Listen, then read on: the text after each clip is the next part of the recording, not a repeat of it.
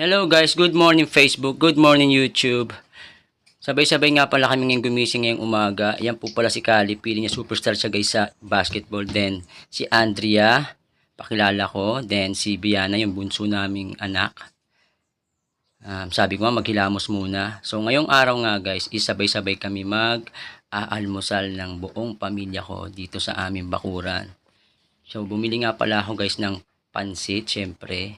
Tayo mga Pilipino mahilig tayo sa pansit. Sobrang sarap niyan. So, dinocuments ko nga itong video na to para ipakita sa inyong lahat na ganito kami kumain ng sabay-sabay. Which is, dapat ginagawa natin to araw-araw. Sa paggising pa lang kasi natin, sobrang blessed na tayo niyan.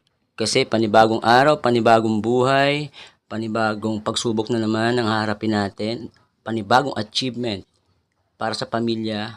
Pero syempre, alam naman natin lahat na hindi lahat ng family is kumakain ng sabay-sabay. Kasi alam nyo naman, tayong mga father and mother, may mga kanya-kanya tayong ganap na yung iba nagtatrabaho, na sobrang busy na talaga. Halos hindi na sila kumakain ng sabay-sabay. Parating nauuna, palagi, kumakain ng madaling araw, tapos nagkakape ng madaling araw, pumapasok sa trabaho ng maaga para lang may produce na pangkain yung pamilya nila sa hapag. Kaya naman, sinasaluduan ko kayong lahat mga nanay at tatay na ginagawa ang lahat, nagtatrabaho, maagang pumapasok sa kanilang trabaho, sinisipagan at hindi sumusuko sa hamon ng buhay. Ganyan ang dedikasyon na meron tayong mga magulang, di ba guys?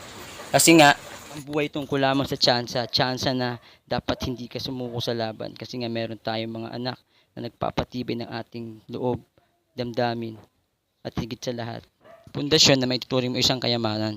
Kasi para sa ating mga magulang, yung mga anak natin, kayamanan natin sila eh. Kayamanan na dapat pagyamanin, alagaan, at higit sa lahat, suportaan kung anong dapat at kung anong mga gusto na sa buhay. Sa atin nagsisimula ang lakas nila. Kaya naman, tayo mga magulang, ang gagawin natin, palagi na lang natin gagalingan, di ba? Huwag natin ipakita yung mga weaknesses natin sa kanila. At syempre, ito pala si Krung Krung, ang nag-iisang alaga namin dito. Siya yung pusang pumasok sa amin gabi. Nagluluto ako ng adobong manok. Siguro naamoy niya guys. Tapos syempre stowaway siya. Naghahanap siya ng pagkain. So simula nung binigyan namin si Krung ng pagkain, hindi na talaga siya guys umalis sa amin. Kaya ang ginawa na lang namin guys, kinupkup na lang namin siya. Kasi totally wala naman kami ditong alaga. And then si Krung Krung pumasok sa amin. Tapos siguro stowaway siya. Wala siyang pamilya. So kami na lang ang gaganap bilang pamilya kay Krung Krung. Di ba guys? Tama ba? So ayan na nga, tapos na nga kaming kumain. Yung asawa ko, naglilinis na nga kasi alam niyo naman kapag kumain, may langaw, madumi, mas mabuti na rin yung malinis yung bakuran. Di ba guys? At kung makikita nyo guys, ayan, si Krung Krung na yung pinakahuling kumain sa amin. Si Krung Krung na talagang umuubos ng mga pagkain namin kasi sayang din. Kaya para sa akin, mas mabuti rin yung may alaga sa bahay kasi hindi na sayang yung pagkain. Di ba? Tapos, hindi pa napapanis yung pagkain kasi meron nga kami ditong alagang pusa, which is si Krung Krung nga yun.